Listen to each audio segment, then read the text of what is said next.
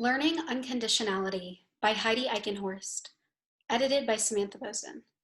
Act 1, Scene 1. Lights fade up on James and Tara, two lifelong best friends. They're in the car on their way to have lunch. Tara is driving and James is in the passenger seat.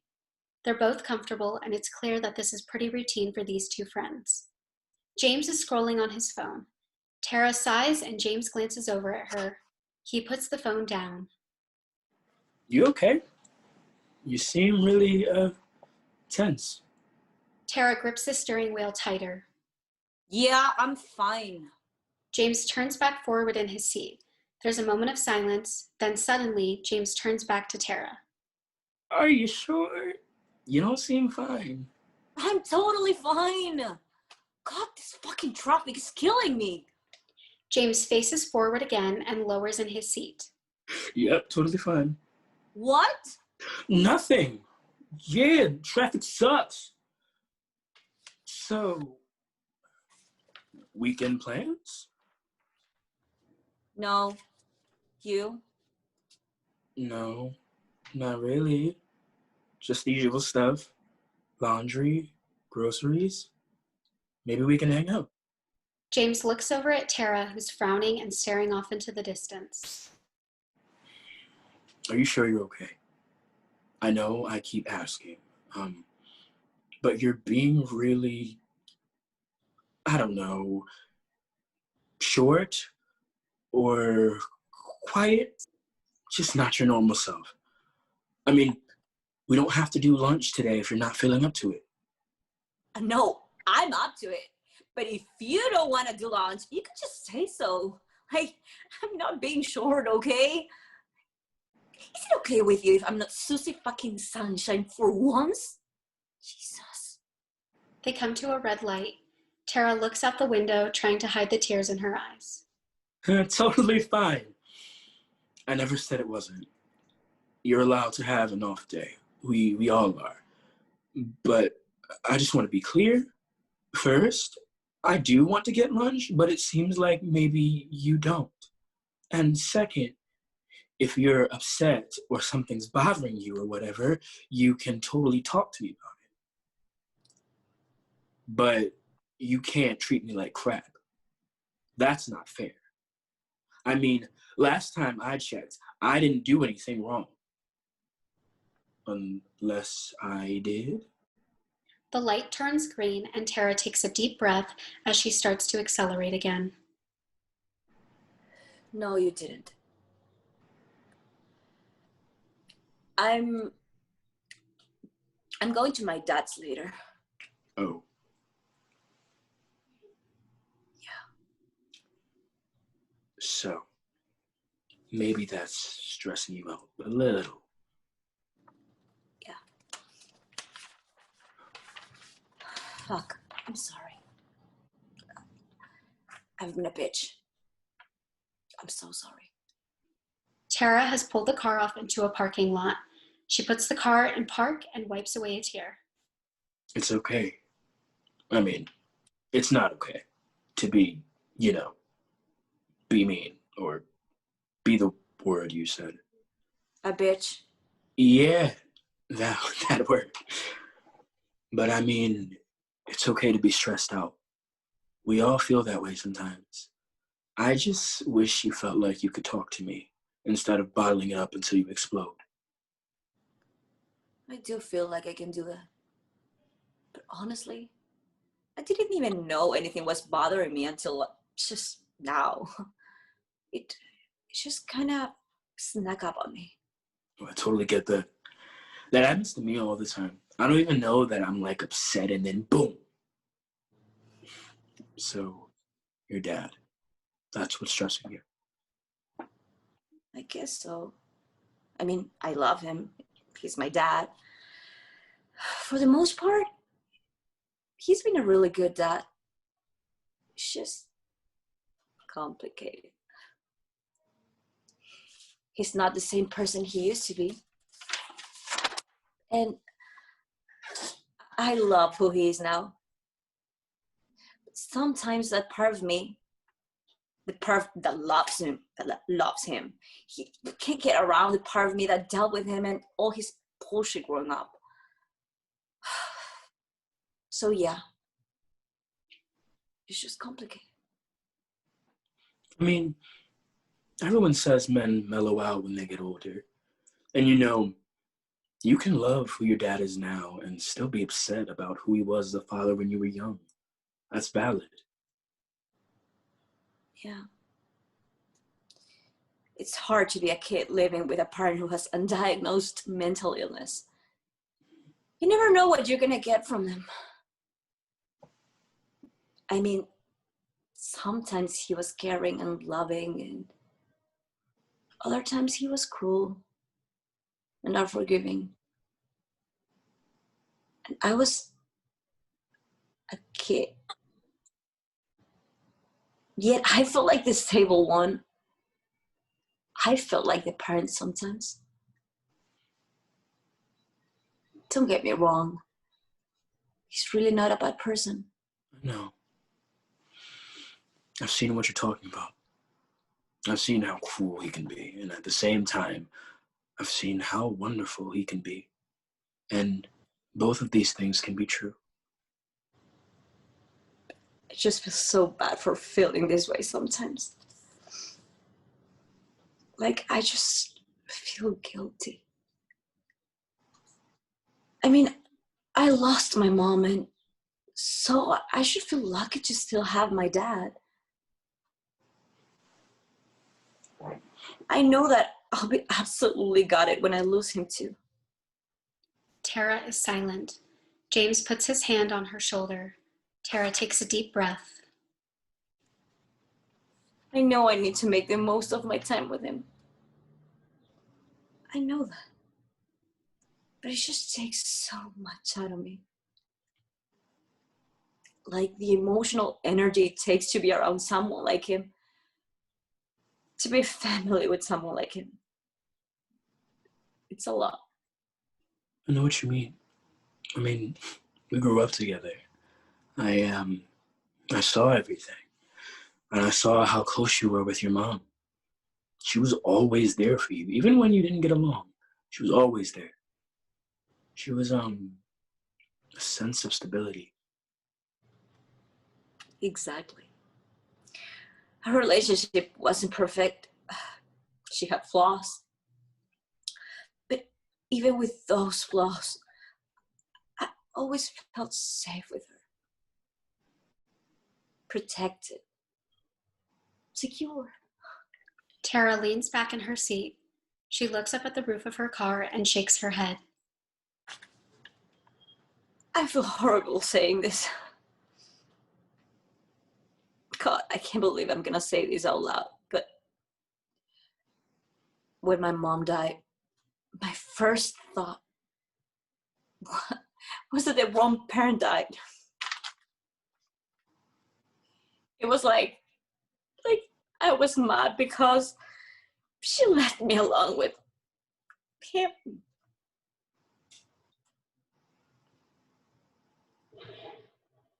Am I a horrible person? No. No. You're not a horrible person. You're human. And relationships with parents are complicated. Hell, relationships with anyone are complicated. But you're entitled to your feelings. It's okay, dear. James puts his hand on Tara's shoulder again. Tara, with tears rolling down her face, leans over and hugs James. The two hug for a moment as the lights fade. Blackout.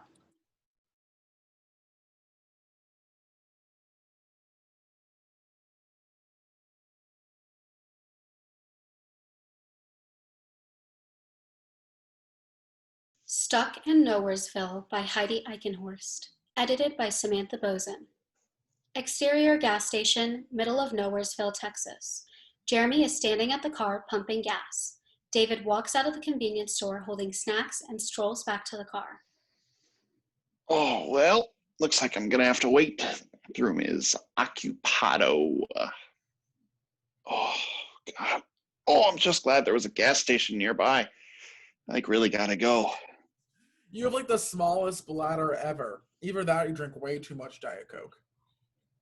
Maybe both. Probably both, yeah. Chelsea approaches from the convenience store. Guys, you're not gonna believe this, but I had the car keys in my jean pocket, right? Well, when I stood up from the toilet, the keys like fell out of my pocket, like right as I flushed the toilet. You did not. Yeah, I flushed the keys. What the hell, Chels? We're totally screwed. I mean, we're in the goddamn middle of nowhere here. Fuck, man, this sucks. Didn't we pack a spare set of keys? We did, right? I mean, yeah, we did. I didn't even think of that. I think, they're in my backpack.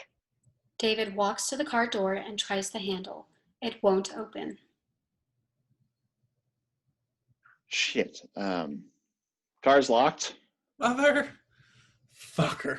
God damn it, Chelsea. Oh, whatever, Jeremy. And who's the genius that locked the car, huh?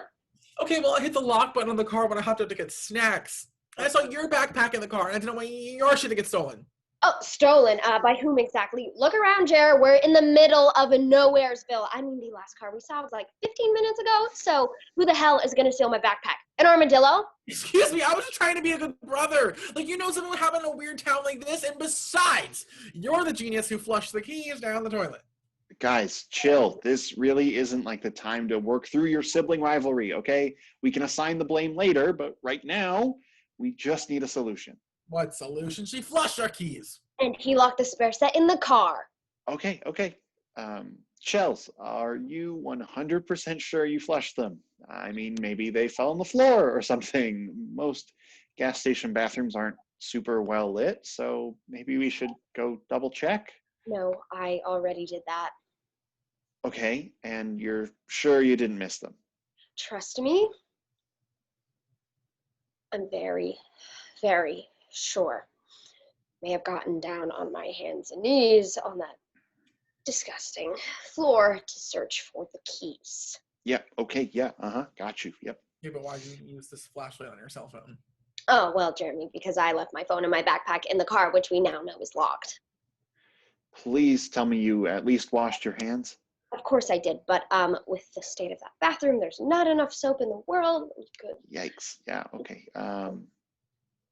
Okay, so the keys are definitely gone. Okay. Is there like another way to get into the car? I mean, it's an older car. Maybe the trunk locks separately, or No, it doesn't. But I did pop the hatch before I got out of the car to get my allergy medicine. Can't believe I didn't think of that sooner. Well, I mean, you were too busy bickering to think, so. David walks over to the trunk and opens it. Okay, people, we are now in the trunk. Too bad the keys aren't back here. Wait, they're not? But didn't we put them in my duffel bag? Or did we put them in my backpack? I honestly can't remember. I mean, we kind of just threw them in before we left. Oh my God, Chelsea, you're seriously incompetent. Jeremy brushes past Chelsea and goes to the trunk. He grabs the duffel bag, unzips it, and starts pulling stuff out and throwing it to the side of the trunk. The more items that he pulls out, the more annoyed he gets. Jeremy, stop. That's my stuff, so I can look, okay? As Chelsea reaches for the bag, Jeremy turns the bag away from her and pulls out a bra. I'll take that, and besides, if I had put them in there, they'd be like in an actual pocket. I swear, Chelsea, you're the least organized person I know. Ever heard of a packing cube? Jeremy turns the bag upside down, dramatically dumps the contents of the bag all over the ground, and then throws the nearly empty duffel bag on the ground. Jeremy, what the fuck? Not cool, man. Well, they're not fucking in there, so. David leans over and picks up the duffel. He unzips the side pocket. If you had actually let me finish talking instead of interrupting me again, then you would have heard that I think they're in a pocket. David fishes out the spare keys and jingles them in his hand. He presses the unlock button on the key fob and hands them to Chelsea. See? It's all good. No need to stress. Thank Jesus. Well, actually, thank you, David, for finding them. Fuck yes. See, I knew they were in the truck somewhere. Jeremy goes to the car, removes the gas pump, grabs the receipt, and shoves it in his pocket. Oh, you knew, did you? Because you exploded the moment we thought we got locked out, and it wasn't until I mentioned the duffel that you even thought to look there. Technically, I mentioned the trunk. You're such an arrogant ass, Jeremy, always thinking you know everything. God, I can't believe we're related. Okay, when I said that we could assign the blame later, I didn't actually mean it. Chelsea walks to the driver's side of the car, and Jeremy walks to the passenger side. At least I'm not the one who almost got us stranded at some creepy-ass gas station in the middle of nowhere. Guys, Shut up and get in the car, Jeremy. I'm so fucking fed up with you today. Chelsea and Jeremy get into the car and slam their respective doors. David, still standing outside, looks longingly at the gas station convenience store. Then he uncomfortably gets into the car and closes the door. Chelsea starts the engine and Jeremy reaches for the radio. Chelsea smacks his hand. Road trip rules. I'm the driver now, so I get to control the music. Ass. Bitch. The trio drives in silence for a few minutes. David is squirming and begins tapping his foot.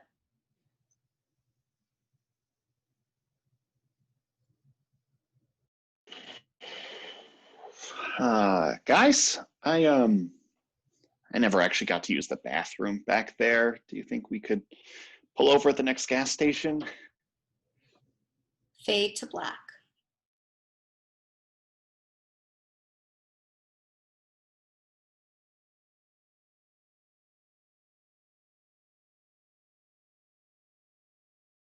The Alpha Complex by Samantha Bozin.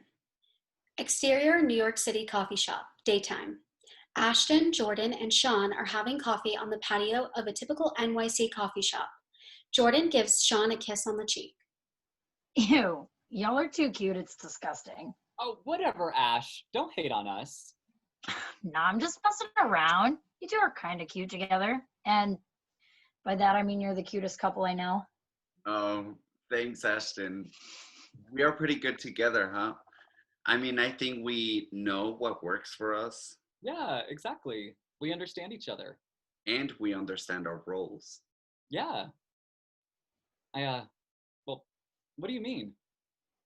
Like our roles in the relationship. Oh, you mean like who has responsibilities? Like garbage bills, blah, blah, blah? No, like who the alpha is.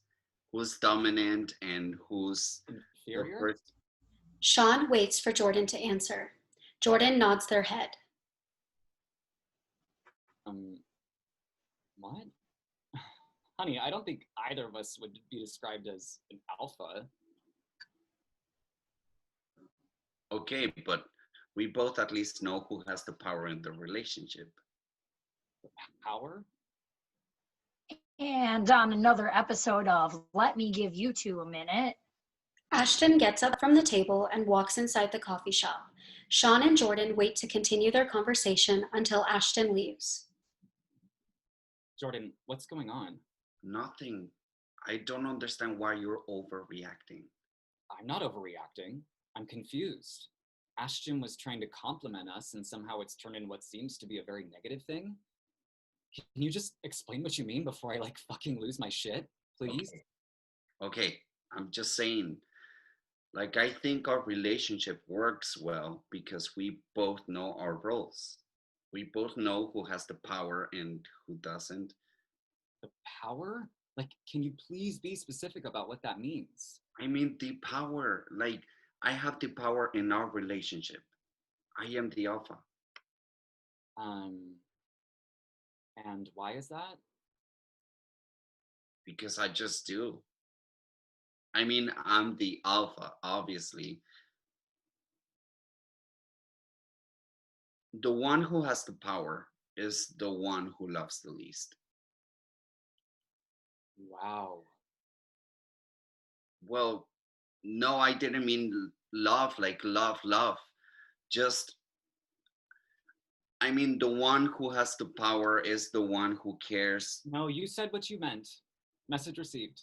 Sean storms off of the patio and into the coffee shop. They walk up to Ashton. Hey, Sean, are y'all okay? I'm sorry, Ash. I'm going home. I don't mean to be a buzzkill. No, it's totally fine. I have no fucking idea what's up with Jordan today, but it's fine. You go. I'll just try to see what the heck they're talking about. Thank you. You're the best, truly. Of course. Ashton and Sean hug, and then Sean leaves the coffee shop. Cut to exterior New York City coffee shop, daytime. Ashton and Jordan are sitting outside again, sipping their drinks. Awkward silence.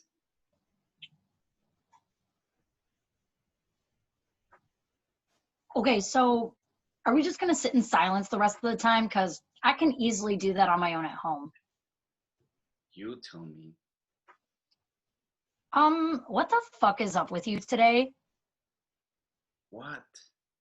Seriously? You've been an ass all day. Whatever, Ashton. You're not even in this relationship, so just like stay out of it. It's not even a big deal. Okay, I'm just saying, I think you really hurt Sean's feelings. Okay, can we just drop this? Do you want another coffee? Sure, I guess. Jordan gets up and goes inside the coffee shop. Ashton sits there in disbelief. Cut to interior Sean's apartment, nighttime. Sean is sitting in bed watching a movie. Their phone lights up with a text from Jordan. Sean reads Jordan's text out loud. Hey, Sean. I had fun today. Too bad you left early. Ash and I are going to get lunch tomorrow, so if you want to come, I'd love to see you there. Maybe after. Wink emoji, kiss emoji. Sean starts to type a reply and then deletes the text. They put their phone down and eat some popcorn. Cut to interior Ashton's apartment, daytime. Ashton and Sean are hanging out in Ashton's apartment. They're smoking weed and Ashton is playing the ukulele.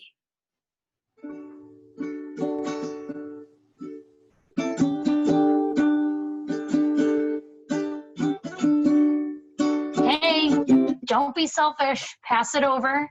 Sean passes the joint to Ashton. Sorry, I've just been stressed. The weed is saving me right now. Yeah, okay. Maybe you need it more than me. Ashton passes the joint back to Sean. Thanks, Ash. So, I know Jordan invited you to lunch the other day. They would not shut up about how you didn't come and how you wouldn't answer their texts. Typical Jordan. But I get it. If I had been talked to like that, I wouldn't have gone either. Yeah, I just need some space. I actually did reply to Jordan's message, though. I just said exactly that I needed some space. And they never replied. Okay, well, that's on Jordan. Ball is in their court. And so just take space and do what you gotta do. Thanks. Yeah, I think you're right. I am allowed to ask for space. Because I'm just so confused. About Jordan? Yeah. Well, no, not just them.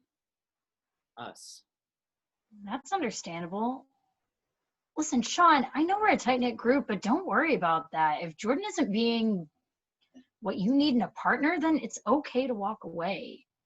You need to take care of yourself before anyone else. And I think Jordan, has kind of a fucked up perception of what it means to be in a relationship. I mean, relationships aren't about power and being the alpha, you know? Yeah, I know that. I completely on a logical level know that is true. But on an emotional level, it's just ridiculous that they view me that way. Yeah. Inferior. That hurts. Ashton and Sean sit there for a moment in silence. I'm sorry for bringing up all this negative stuff. Let's order some food and watch TV. Yeah, okay. Oh, can I get the joint now? I don't want to miss out completely. Sean laughs and hands the joint to Ashton. Cut to interior Sean's apartment. Night. Sean is in their apartment. They pick up their phone and call Jordan. No answer, so Sean leaves a voicemail. Hey, I know we haven't talked in a while. I just needed some space. But I've been thinking about what you said to me the last time that we saw each other, about how with relationships, a person with all the power is the one who loves the least. I've been thinking about that a lot. And it really messed with my head. Like, because I have been working so hard day in and day out, and I care so much. So I just wanted to follow up with what you said and to just let you know that I disagree.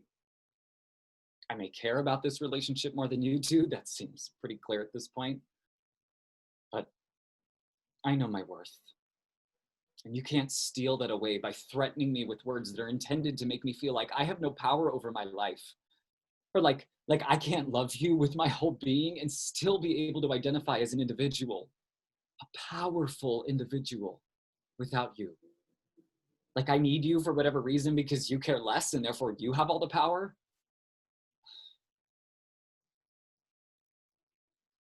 You know, taking this space away has made me realize something about you. You want power without love, not power because of love. And that just makes you weak. Sean hangs up the phone and takes a deep breath. Fade to black.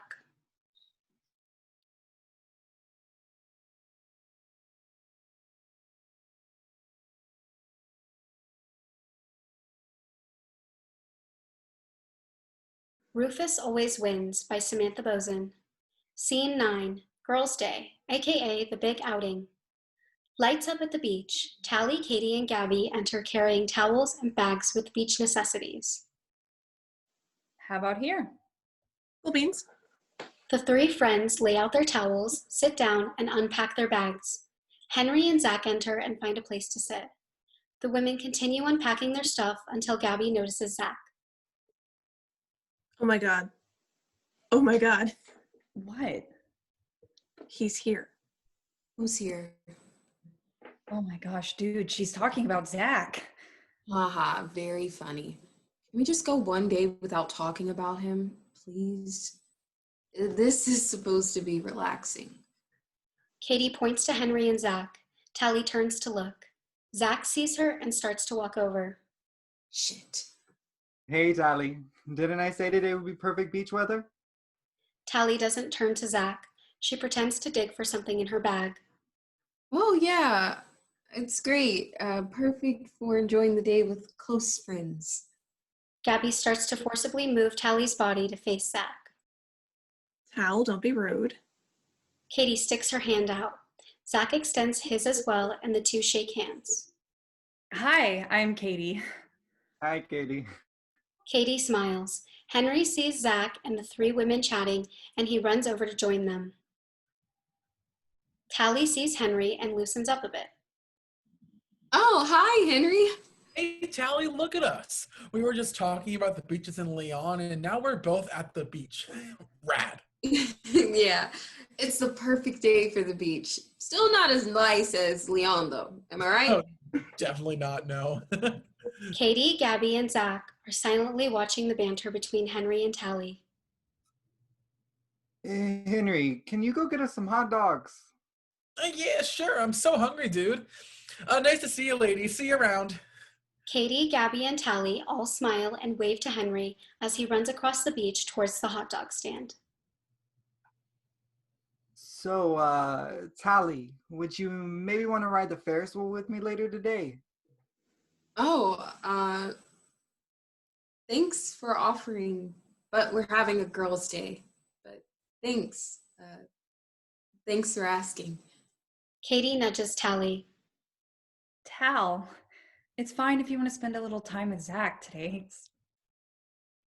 won't bug us, right, Gab?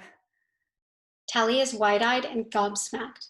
She's subtly shaking her head no. Gabby notices. Actually, I was really hoping we could ride the Ferris wheel today. As a friend group, gals only, sorry. I just love the Ferris wheel. What? Gabby nudges Katie.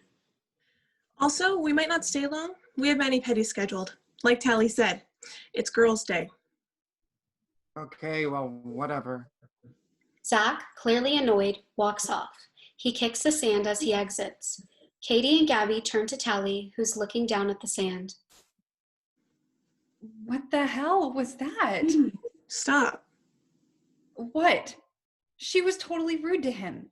He was being so nice, and she just turned him down for absolutely no reason. Like, if you don't want him, I'll take him. Tally looks up at Katie with tears in her eyes. I did turn him down for a reason, okay? Just mind your own damn business, Katie. Jesus! Tally stands up and kicks her bag in the sand. Katie and Gabby sit back in fear of Tally's rage. There's a long pause.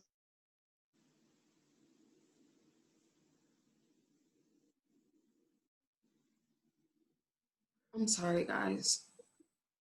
I'm sorry for acting this way, but I just... It's okay, Tally. I'm sorry I was pressuring you to hang out with him. I was being pushy instead of letting you do what you want. No, it's okay. I don't want to date him or anything. I just wanted this to be our day, and this whole Zach thing is really stressing me out. There's a long pause. What? You just what? Want to make everything dramatic for absolutely no reason like you always do? Come on, Tal. Grow up! Katie, stop. Let her finish. So she can throw all her perfect non-problems in our faces? Stop encouraging her, Gab. I'm Tally, and all the guys like me. I flirt with all the guys. I flirt with Zach, and I flirt with Henry, and I probably flirt with that weird developer guy, Marcus. I probably flirt with Marcus from my job too, because I just flirt with anything that has a face, and I pretend like I don't like these guys back because I think I'm so cute and innocent, and it really doesn't. Shut the fuck up, Katie! You don't know my life! Katie is silent. Both Gabby and Katie stare at Tally, terrified. Zach has been harassing me, okay? Is that a good enough reason for you, Katie? Because he keeps making me feel gross in my own fucking skin, so I just want nothing to do with him? And I work with the guy. And yeah, a lot of guys like me, so what? I don't like him, and that should be good enough. For him, for you, for everyone, so just fuck off. Tally runs off the beach. Gabby runs after her. Katie sits on her towel motionless. Then she starts to cry. Lights fade. Scene 10. Don't be a dick. Lights up to the office on Monday morning. Amelia, Henry, and Tally are sitting in the conference room preparing for their meeting and eating donuts.